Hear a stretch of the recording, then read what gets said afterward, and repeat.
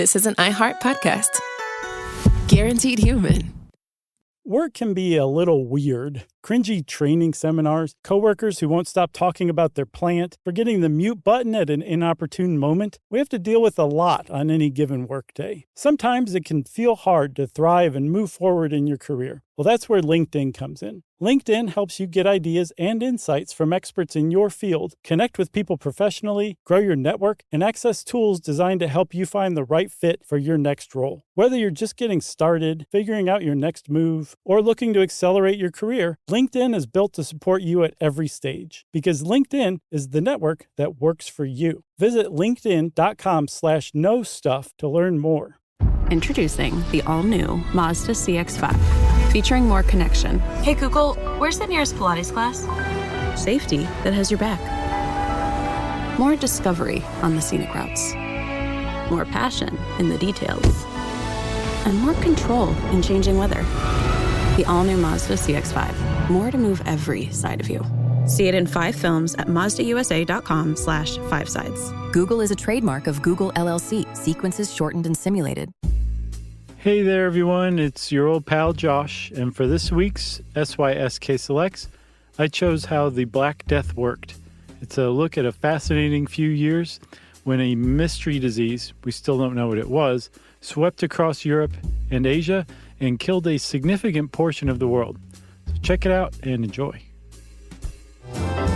Welcome to Stuff You Should Know, a production of iHeartRadio's How Stuff Works.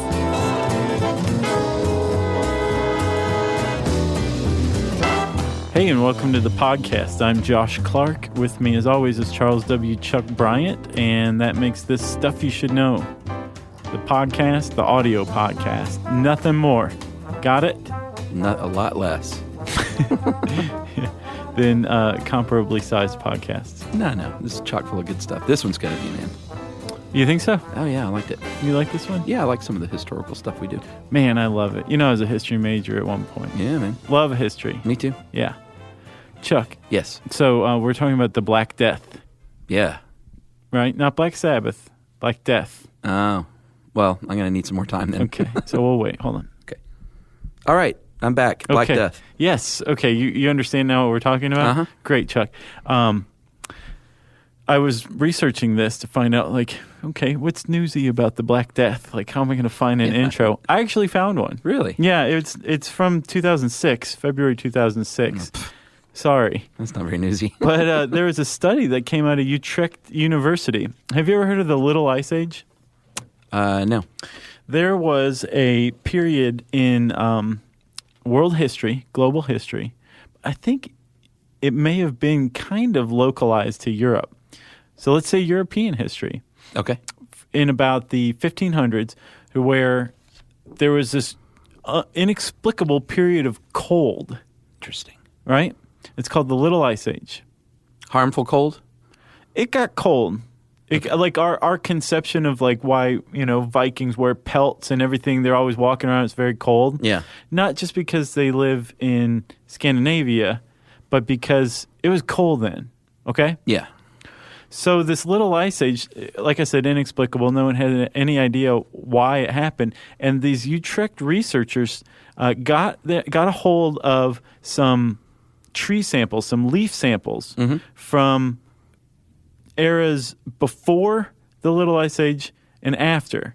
And they started counting stomas. These are the pores on the leaves. The more stomas you have, the more carbon dioxide there is in the air. Leaves develop these stomas so they can absorb more CO2, right? All right. So, ipso facto, the more stomas you have, the more CO2 in the atmosphere. Sure.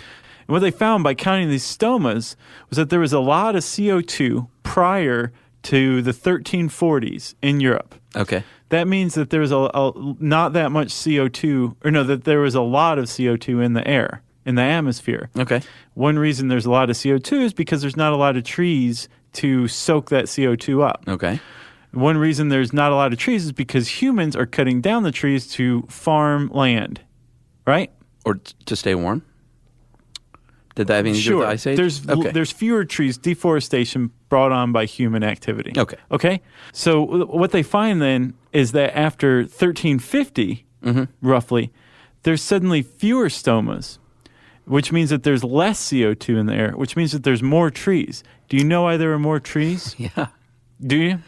I have a pretty good guess. It's because in between that time, the 1340s and the 1350s, the Black Death happened, and so many people died that it had a measurable effect on the carbon dioxide in the atmosphere because of not that many trees and then suddenly lots of trees because there was no one to tend the farmland.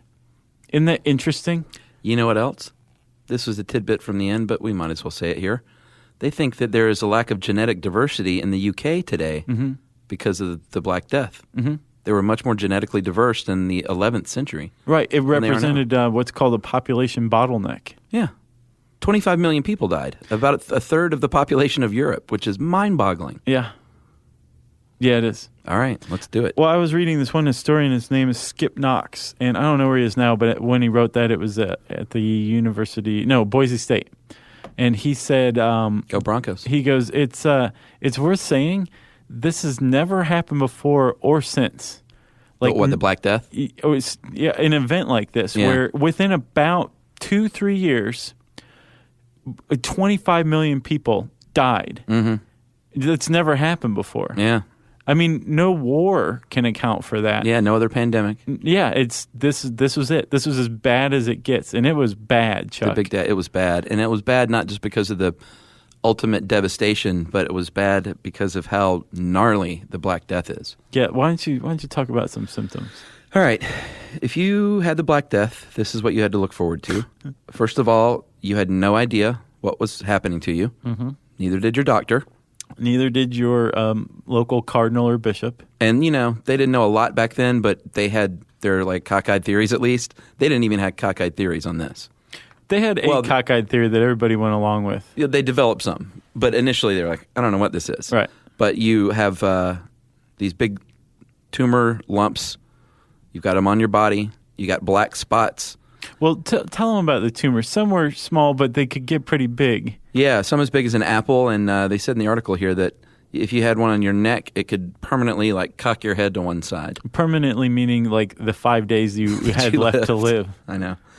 I hope it's okay to laugh a little bit this now. I mean, surely no one from the 1300s. You had pus oozing out of sores, open sores. You had a nasty smell because you were rotting from the inside out. Your breath was awful. It was gruesome. Purple splotches. God's tokens, right? Yeah, they call them God's tokens because once you got these, that means God's going to take you off the earth pretty soon. Right. So that's God's token. Fevers that could fry your brain, send you into delirium. Vomiting, coughing up blood and pus oozing. I've already said oozing pus. I think you did, but it's worth saying twice.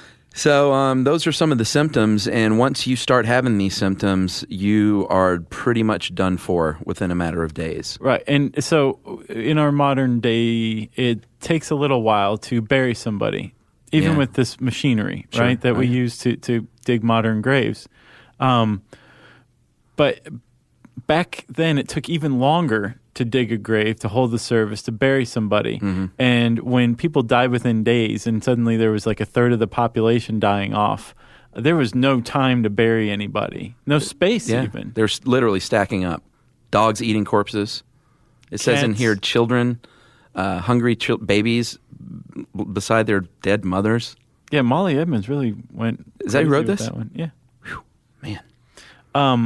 Yeah, it was but that's the truth. I mean, that pretty was crazy. That was the raw truth. It was an ugly, ugly, ugly scene. And of course, anyone who's seen Monty Python knows that there were people who operated carts that banged on pots and said, "Bring out your dead." Yeah. Stuff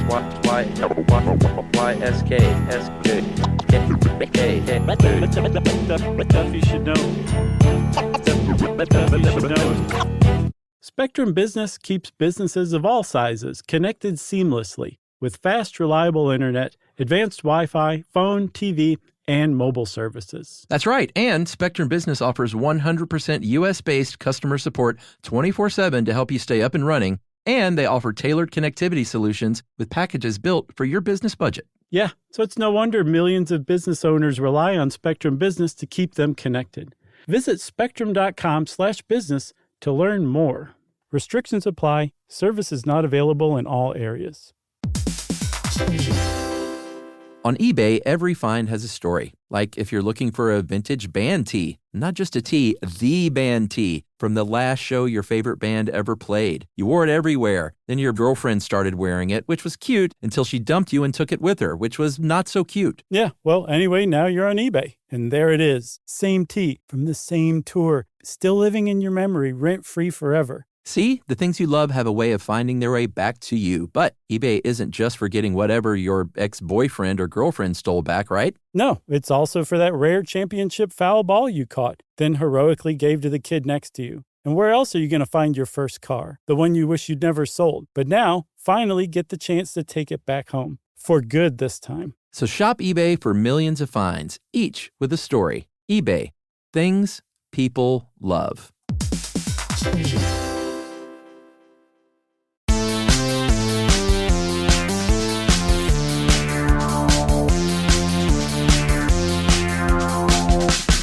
Well, we'll get into the flinging of corpses, too. Well, let's get into the flinging because that's kind of how it started. And first, I want to point out the Black Death, gripped Europe.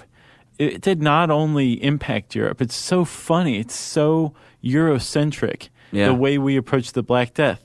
It started in the Gobi Desert sometime in the late 1320s. Yeah, in Asia. In China lost 35 million people in the 14th century from the Black Death. But no one ever mentions that. I know. They always hear about the Black Death in Europe. So it was localized, and it was actually in Asia and Central Asia for a decade or two. But they blame it pretty squarely on the Genoese for bringing it to Europe, right? Yes. How'd the Genoese get it? Well, in 1347, in Kaffa, which is modern-day Ukraine, it was a Genoese trading post. They were attacked by the Tartar army. Tartars start to die off by the plague, and the Genoese are like, sweet, God is punishing our enemies, and they're dying. Heathens. Let's have a big party and celebrate.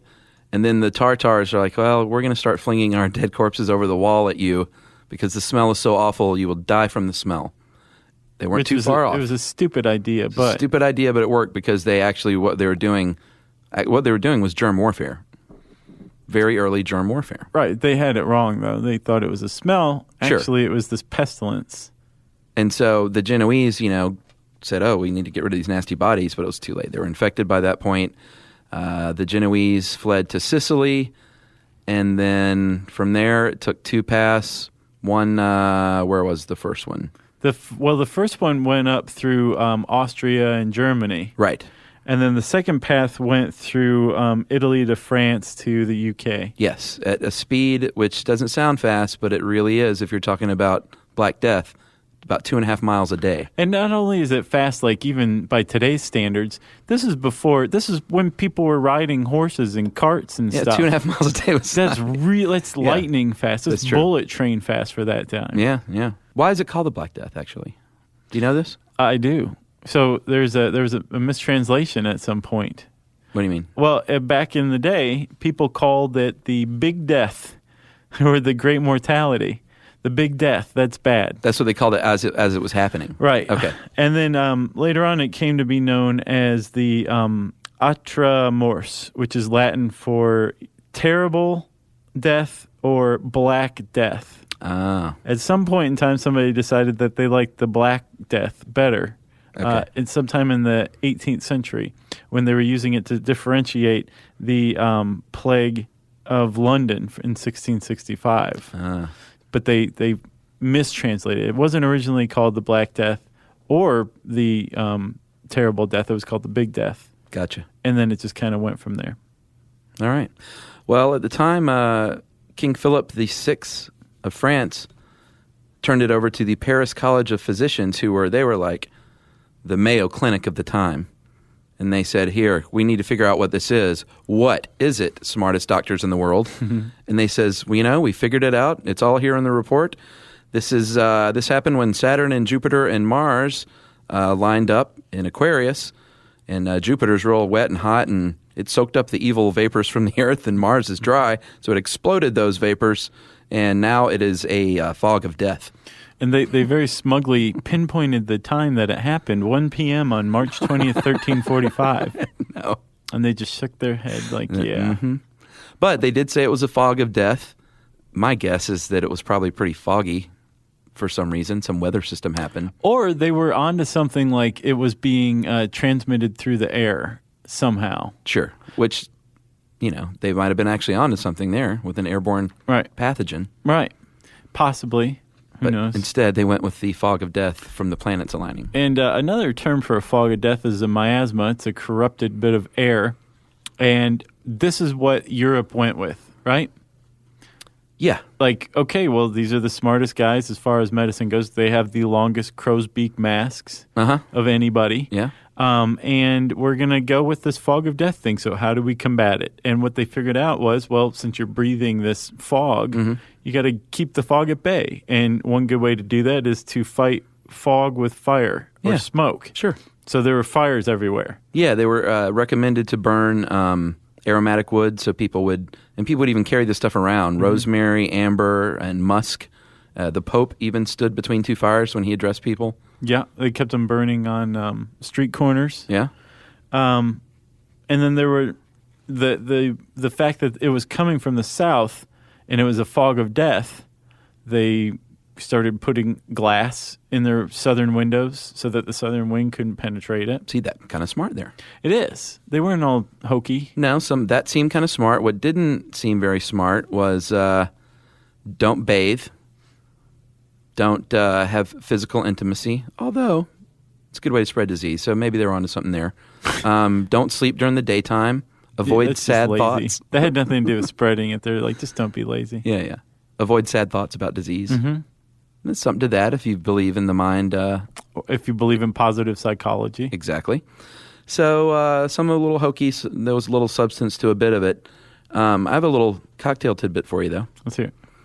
I know it is. This is so awesome. I know. The word quarantine actually comes from the Black Death. In Venice, Italy, they were pretty smart, and they said, you know what, we should start isolating some of these ships of people that are coming in, not let them come on land until we know that no one on board is sick. Right. So let's do this for like 30 days. And then they went, no, that's not long enough. Let's do it for 40 days. 40 days or quaranti giorni. Quarantine. That's where the word came from. Well, it's not as much of a stretch if somebody besides Chuck is pronouncing it. But yes, that is where quarantine came from. If you look at it, it looks like the word quarantine. Yeah. So that's pretty smart, too. There were some smart people. Still, 60% of the population of Venice died within, I think, 18 months. Yeah. So the quarantine, while practical and useful, didn't protect everybody. Yeah, and, we don't know what the doctors were doing that much because all we have here is just recorded documents of what was going on. Well, there wasn't even documentation. It was popular writers, church writers. Yeah, it wasn't like science journals. I mean, not a lot of people knew how to read and write during this time, and the ones who did normally were affiliated with the church, so they would have had a very religious view of what was going on, right? Yeah, they're probably bloodletting. The physicians that were working, the crow's mask guys, were bloodletting. They were opening up these buboes, which is it's almost like a textual representation of a pussy tumor. Yeah. A bubo. They would open these and drain them because that made sense to get rid of whatever's in there, I guess. Very smart. Yeah. We still do that today. Popping zits. Yeah, every Tuesday. Religion comes into play pretty heavily there because a lot of people said, let's turn to God and pray for help. Well, a lot of people thought that this was punishment from God. Oh, yeah, the flagellants. Yeah, so only he could do anything about it, or she, depending on who you are. Yeah, sure. And so, yes, the flagellants. Chuck, take it. The flagellants of Germany. Yeah, the Brotherhood of the Flagellants. Flagellants had already been around. Not flatulence, though. No, very big difference. They were already around, but they rose up, like you said, in Germany in the mid-1340s. And they thought it was punishment from God, and they thought, you know what, we're going to do something about it. Mm-hmm. So you've heard of self-flagellation. That's where it comes from. They would walk barefoot across Europe, whipping themselves with their little, whatever, cat of nine tails. Scourges. Scourges. Like what sticks have you. That had like sharp kind of barbed ends. It didn't work, though. And a lot of people turned against God because of that. They also killed a lot of Jews, the flagellants did. or flagellants. Yeah, they were people, highly period, anti-Semitic. didn't They'd kill Jews. They would kill clergy that opposed them, except for the Pope. And the Pope was like, you're officially denounced in, I think, 1349. And that was it for the flagellants. Although they popped up again in later plagues and pestilences. Oh, they did? Uh-huh. But they stopped for the Black Death like immediately when the Pope denounced them. Well, they killed Jews because there was a pretty bad rumor going around that the Jews had were poisoning the water supply. Yeah. And because at the time Christians and Jews lived separately largely, a lot of Jewish communities were effectively quarantined, so they didn't get hit as hard.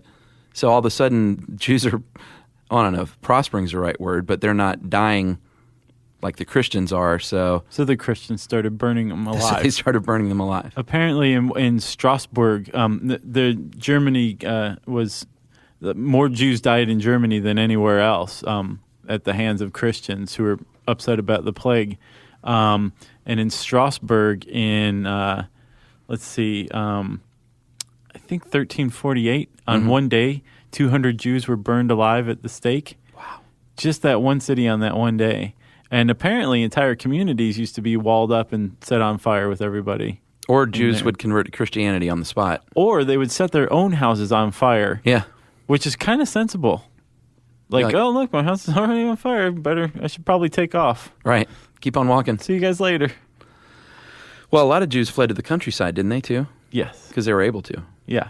Good for them is what I say. Well, I don't think it was just Jews. I think anybody who had the means of going to the countryside, which is crazy because, I mean, like, going to the countryside means, like, stepping out your back door, I thought, in, like, the 14th century. Yeah. But apparently there were still the wealthy went out to the country once in a while and they would right. Yeah. Stuff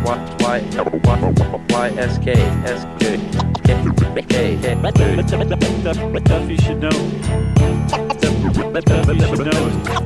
Spectrum Business keeps businesses of all sizes connected seamlessly with fast, reliable internet, advanced Wi-Fi, phone, TV, and mobile services. That's right. And Spectrum Business offers 100% U.S.-based customer support 24/7 to help you stay up and running. And they offer tailored connectivity solutions with packages built for your business budget. Yeah, so it's no wonder millions of business owners rely on Spectrum Business to keep them connected. Visit spectrum.com/business to learn more. Restrictions apply. Services not available in all areas.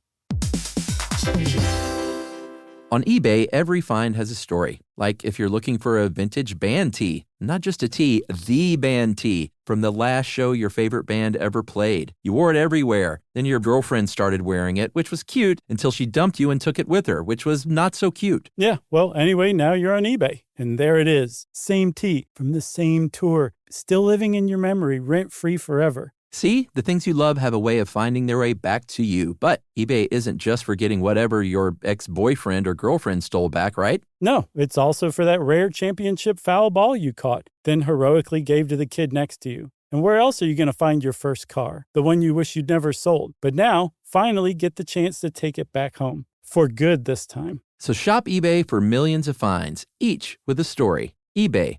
Things people love.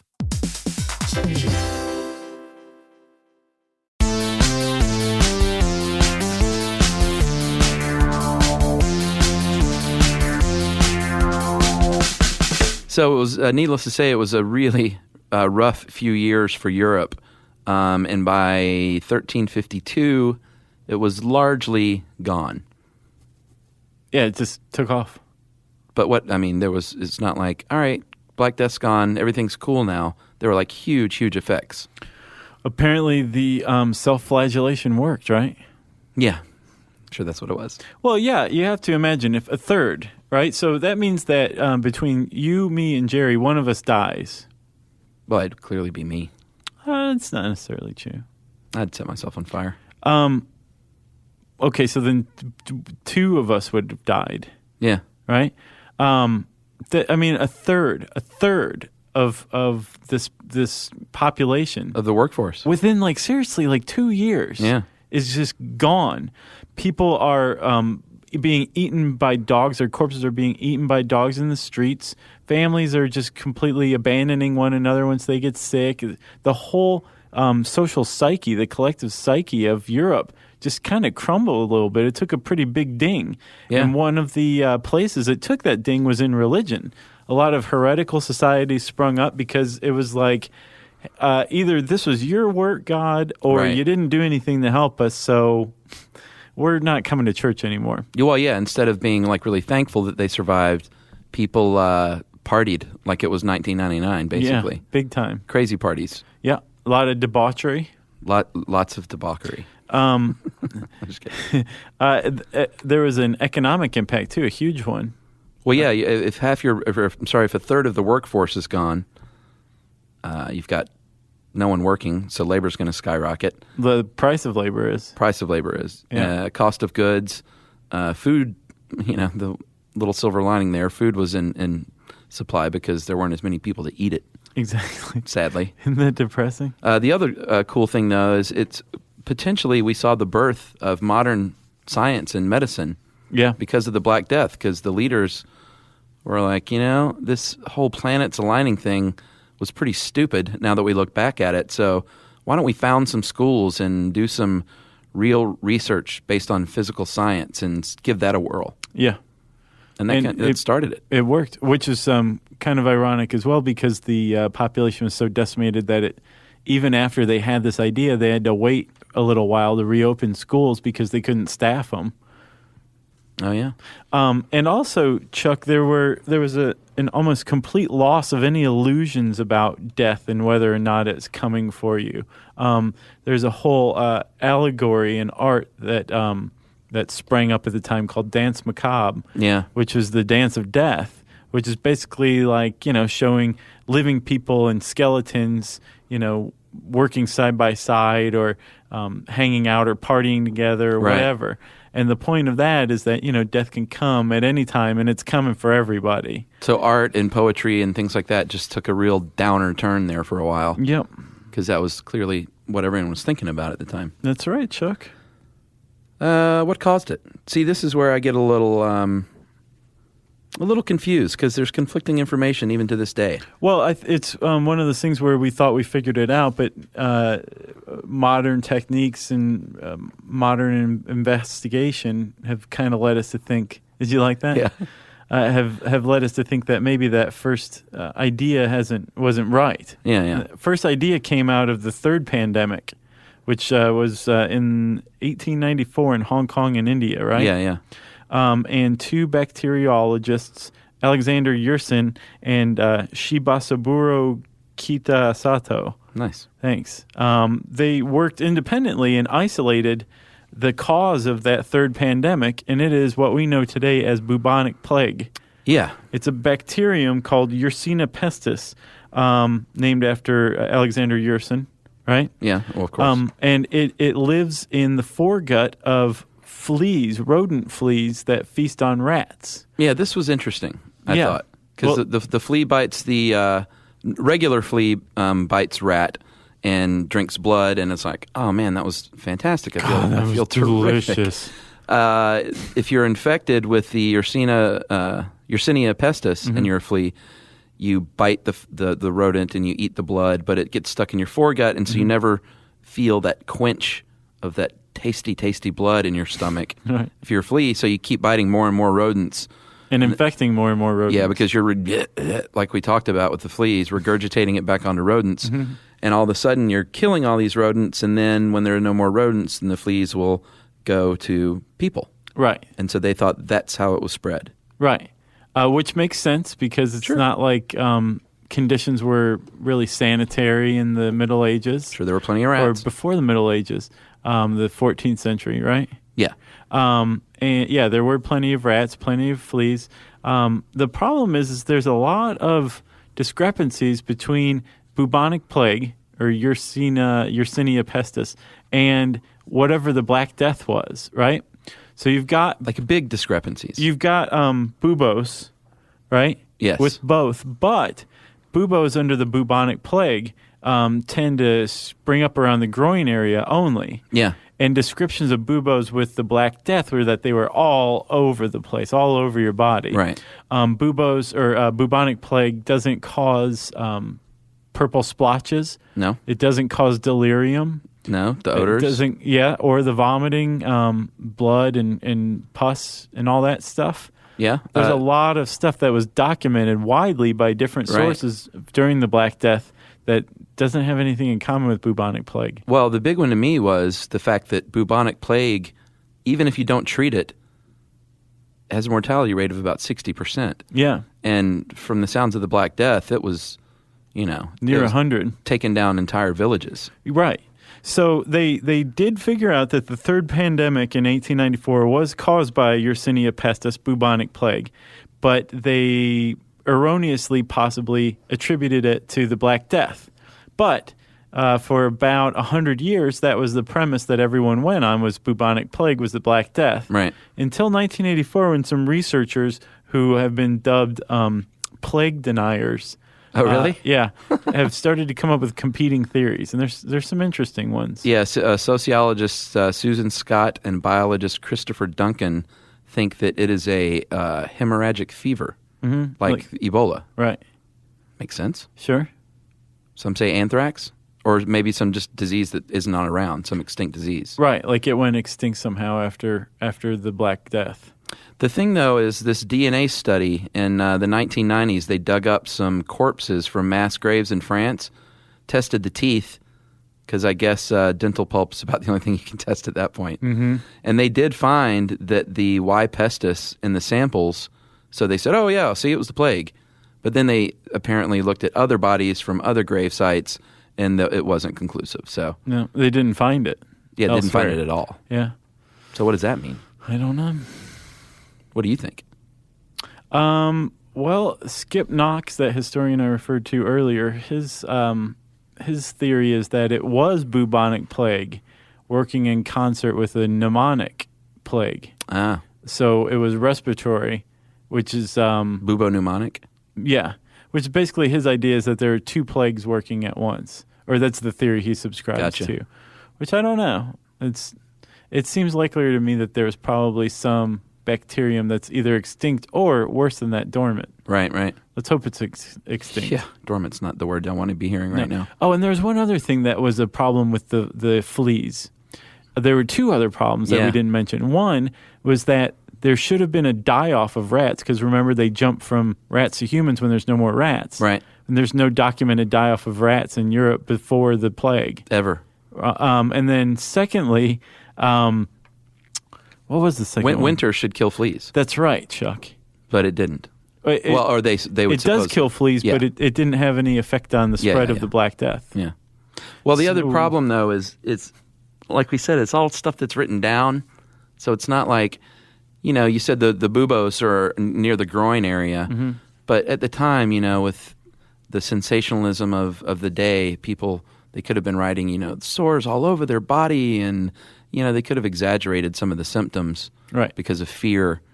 I just don't know how much I trust the records of the 1300s in Europe. Well, plus also there was no standardized medical jargon either for them to use. Well, that's true too. So, or that they could use that we would understand. Yeah, so we're cobbling together what we think they meant, what this one person meant. But they think the numbers of deaths are pretty accurate. Really? Yeah, which is pretty crazy. 1/3. Oh, and we were talking about how it's so Eurocentric. In Cairo, 7,000 deaths a day at its peak. The bubonic plague or Black Death? Sorry, the Black Death. Wow. Yeah. Well, that's it for Black Death. If you want to see some pretty cool pictures and read more about it, I strongly recommend this one. Type in Black Death in the search bar at howstuffworks.com. And it's time now for listener mail. Josh, I'm going to call this our second Mafia mail. Sometimes we get so much mail from one topic that we feel like we should read more than one email on that topic. Especially when it's accompanied by physical threats. That's right. So this is from Kate the Canuck Stewart, is what she calls herself, which I thought was kind of funny. Hi, Josh and Chuck and Jerry. I'm a huge fan of the podcast, but have never written in before because I never had much to say besides, oh my gosh, I love you guys. It's a great reason to write in, by the way. Sure. However, after listening to the Mafia cast, I just had to write you an email to have some info from my family's past. My grandmother, on my mother's side, is a second cousin to the infamous Lucky Luciano. Most of the men in her family were made, and although she was largely kept out of the loop when it came to the wheelings and underdealings of her family, like Diane Keaton in The Godfather, there was one event that really brought home the kinds of things her brother and cousins were up to. When my mom was only a baby, my grandfather ran out on my grandma. When my great uncle heard about this, he and his cousins asked my grandma if she wanted them to take care of him for her. She really didn't know what that meant, but responded, maybe even jokingly, "Well, don't kill him or anything." The next day, she got a phone call that her husband had been admitted to a hospital, badly beaten, with both of his legs broken. Wow. Clearly, it wasn't prudent to mess around with members of my family. There are other rumors swirling around about different ventures that my great uncle and cousins were involved in, but they were notoriously tight-lipped about everything.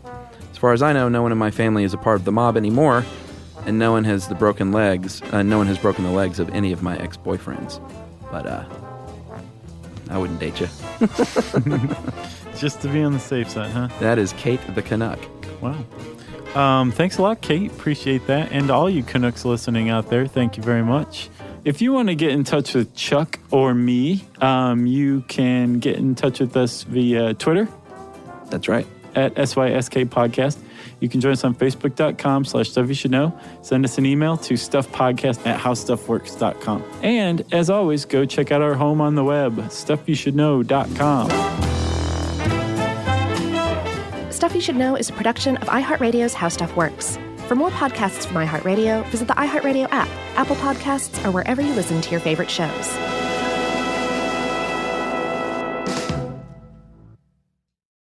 Introducing the all-new Mazda CX-5, featuring more connection, Hey Google, where's the nearest Pilates class? safety that has your back, more discovery on the scenic routes, more passion in the details, and more control in changing weather. The all-new Mazda CX-5, more to move every side of you.